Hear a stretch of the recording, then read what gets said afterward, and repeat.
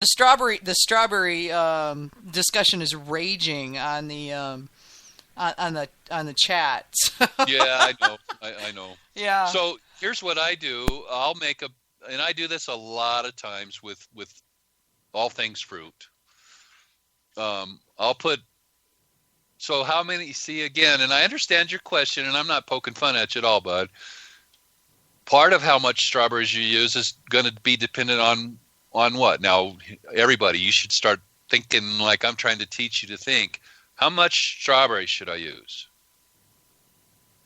I would say is it based on how strong the alcohol is? Well, it depends on the strawberries too. AJ just pointed out. Yeah, right, AJ, right. You just pointed out local versus California. Those giant size of your head strawberries that have no flavor. Things suck. There's no flavor. They really do. Yeah, use local strawberries, guys. Don't use the California but stuff. So here's my point. Let's talk about the extraction gradient. In other words, I've got some real strawberry juice or strawberry fresh whatever, but they're potent, right? Or even if they're weak, don't we still have to consider, okay, how many strawberries am I going to use per pound, or how many pounds per gallon? Well, that's going to depend on if you're making a 9% ABV mead, you can get away with a lot less strawberries than if you're making an 18% mead, just because of the alcohol level alone, right? So that's part of your thing to consider. More alcohol, higher alcohol meads require more fruit than a lower alcohol mead. It depends on how sweet the strawberries are. It depends on, do I want something with a hint of strawberry? Or do I want this like I'm biting into a big old fat juicy strawberry and the juice is dripping down my chin as I bite into it? Yes, that would be mine. Yeah. Yeah. So here's what I do a lot of times when I'm making melomels. I'll throw a bunch of fruit up front. I'll ferment it, either dry or till it taps out, whichever one I'm, and that's my choice based on what I'm trying to achieve. And then I will take, and just for the sake of my explanation here, I'll split half of it, and I'll take half of it as a fermented strawberry wine. It's very delicate, nice strawberries, but it's fermented, and I'll call that a table wine. It'd be good with dinner, wouldn't it? If it's not horribly too high in alcohol. And if we go way back to the show, I drink this mead every day, so I don't even get a buzz on it anymore. I drink it because it tastes good. But a lot of times when I make my mels, I'll split half of the batch up after I stabilize it, and then I'll take the other half and I'll add a boatload of more of the same fruit afterwards to make a fruit bomb. Now, one of the things that I really like, I feel if I want to make a fruit bomb, I feel that if I've done, rather than putting it all in the backside so it all tastes like the fresh, jammy, fresh strawberry right out of the dirt, I like to make my fruit bombs on top of my A batch, the first part of the batch, meaning I've already fermented in it. I think that fermented fruit in a fruit bomb gives you a backbone for that fresh jammy stuff to blend very well. And it seems like if you add the fresh to the backside of a pre-fermented fruit up front, it gives it more structure and more platform to really showcase and shine the light on your strawberries. I would tend to agree. I add strawberries in primary and then again in secondary because, like you say, it adds structure and depth. You get a lot more depth. You get earthy notes. You get acids and tannins. You get all kinds of things in primary that you're not going to get if you only add the strawberries or whatever in secondary. And that's so. I mean, I'm a big proponent of fruit in both. And I told somebody this just in the last week. I said, you would think I was lying if I told you how much fruit I put in some of this stuff. And they asked me and I told them, and then they was like, wow, no shit. Are you serious? And it's, yeah. Melomels cost a lot of money to make, if you want I get people that send me stuff all the time, and I just got a new bottle 2 days ago of a guy on the forum that wanted me to give them some feedback, and it's a nice mead. It tastes well. I can tell it was fermented well. It's a clean ferment. It's got apples and cherries in it. When I know that, because he told me, I can just barely taste the cherries, and I think I might have known that it was apple. But if he had not told me, I would go, you know what, this tastes really good, but I'm kind of going, is this apple or is this green grapes? And then when you added the cherry piece to it, it kind of confused the issue some too. And so it was a nice mead, but I wasn't really able to pick out. I could give you some flavor-ish, it tastes kind of like this and kind of like that. And in my description, all of it was faint. It always tasted like, well, there's a faint hint of this and a faint hint of that. And that might be fine if that's what you want to make. And like I said, this was a nice mead. I just don't know that I really would have called out a sizer or cherries had he not told me that that's what he sent me. I have probably made strawberries with as much as I've easily made strawberries with 10 pounds of strawberries in a gallon. Wow. And people go, how do you do that? How do you get that much in a 1 gallon carboy? You don't use a 1 gallon carboy. Yeah, you use a much larger carboy is what you do, because you're going to end up with an overflow. I would so strongly encourage everybody to do their primaries in buckets. Forget the tiny little neck carboy glasses and jugs and stuff until you're past active yeast fermentation. Trust me, it's so much easier. So much easier, because you have to, and getting back to the whole melomel thing, you have to punch down that cap like every single day, a couple times a day, because it'll make this like crust on top of your mead, and that's where bacteria can form up and infect your mead. You don't want that.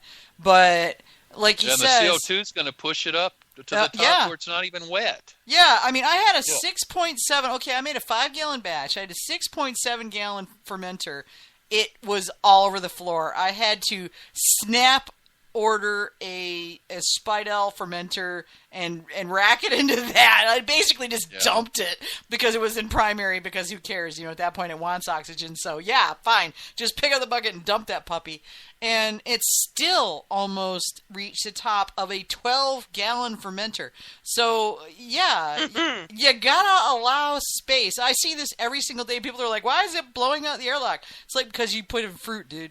I mean, if you're gonna make a 5-gallon batch, give yourself at least a gallon, 2 gallons preferably, minimum headspace, because in primary it does not matter.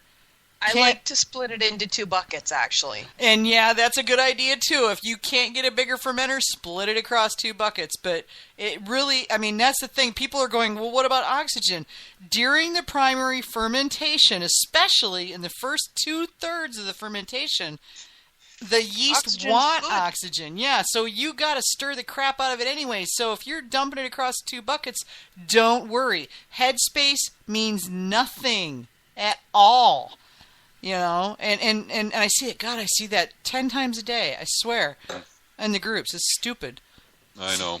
But people haven't been taught. So well, no, exactly. Right. Yeah, you're right.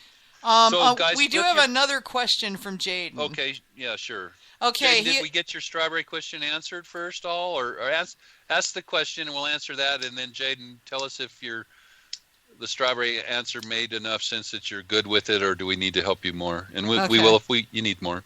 Jaden's typing like a madman, so I think we'll see something about that. Okay, so Jaden just loaded like a whole buttload of pictures showing blow-offs on the ceiling. Oh, God. Yeah, we've all done that, Jaden. I actually have a port wine stain on my foundation from one that did that and leaked all over the floor. Okay, it went through the floor and, out to the foundation. We're like, yeah, sell the house now. Okay, so Jaden says, all right, here's the context. Jaden has made an orange Bochet Mead. And for those of you who don't know Jaden, everything he does has vanilla in it. He likes vanilla, and I'm totally with him on that. I think vanilla is awesome sauce. So, but everything he has, so this is orange bochet with vanilla in it, and he says that he's tasting this back sweetened orange, and he threw the entire orange in there. So, or at least the orange and the peel. So the pith was in there. He's getting a slight bitter note from the pith, which we all know happens. Anybody who's made JAO knows this. He says, I can taste where it needs to go, but I'm not sure how to get there. So how to deal with that bitter note that's imparted by pith or other similar items? Okay. Well, so that will disappear some over time. Depending on how out of balance it is, it may not get into balance on its own accord. Really, the only thing you can do there probably is to increase, and I hate trying to, there's one thing to add things with a purpose. There's another thing to try to mask things by painting over the color with another color. Yeah, he says more nillers, so more vanilla. It's like, well, okay, yeah. I mean, I got no problem with that. Yes, that could work, or more honey, or more of something else that's sweet. Maybe just more orange juice rather than the pith. Mm-hmm. I never ever use the pith if I want an orange piece. Zest and orange. Zest and orange juice, yes. Yep. But the orange juice, if you put it up front in the fermentation, even if all you did was ferment pure orange juice, you're going to almost not even know that it's in there. That's how delicate orange juice is. It is, yeah. But, I mean, if you throw the whole orange in there, you get an interesting context, but you get that pith note. Right. Something but hang on just a minute. Oh, sorry. One thing, Jaden, vanilla doesn't only come from vanilla beans, bud. Remember that. Vanilla comes from oak. And quite frankly, I will reach for my oak before I will for my beans. Especially given the cost of beans right now. Well, I have a bunch, so I hadn't bought any. Is that a word? I think so, yeah. I have a couple special gifts that God gave me, and one is the use of the English language, and the other one is creative spelling. So So anyway, I will oftentimes reach for my oak before I will a bean to get the vanilla piece that I want in my meads from the oak instead of from the bean. And just to support that, I have found the same thing. I get more vanilla flavor from oak than I do from vanilla beans. Yeah. And the beans can get bitter and kind of earthy, maybe some too. Well, the first time I used a vanilla bean in a Joe's Ancient Orange, I used, I think that was the Tangelo batch, and I threw a vanilla bean in. And it was horrible. I thought I'd made a terrible, terrible mistake, but it took a whole year for it to age out into something I liked. Yeah. Okay, and then so it was friggin' awesome. But we've got another question along the same lines. Danny is asking, what about thin skin oranges like an organic versus a Florida orange with those ginormous thick skins and piths? So I know it's very hard. I'm drinking a mandarin that I made, and those are damn hard to get the zest off of, but I still tried to get more zest than pith from that. Yeah, I use a zester, honestly. Yeah, I zest my oranges manually. It's painstaking, but it works. I didn't know there was a machine to do it, so I've always done it by hand. It's not a machine; it's a tool. It's like it's like a peeler. Basically, it's like a carrot peeler, but it does the same thing. Yeah, I learned to do it with a knife because I do living history, and there are no carrot peelers in the 16th century. So. Mm-hmm. Yeah, I use for zesting. I use a wood rasp. That'll work great. Yeah. Another thing that works is a cheese grater, a fine cheese grater. So the ones that got handles and they got the really fine things. Right, you can zest an orange really well with those. But Jaden, I mean, in final answer to your question, you're basically going to have to deal with adjusting. pull a sample and mess with it. Try adding oak. Try adding more vanilla. Try adding some orange juice. See what it does. So have 3 or 4 glasses of it and see what you can get to make that experiment happen. You know, I mean,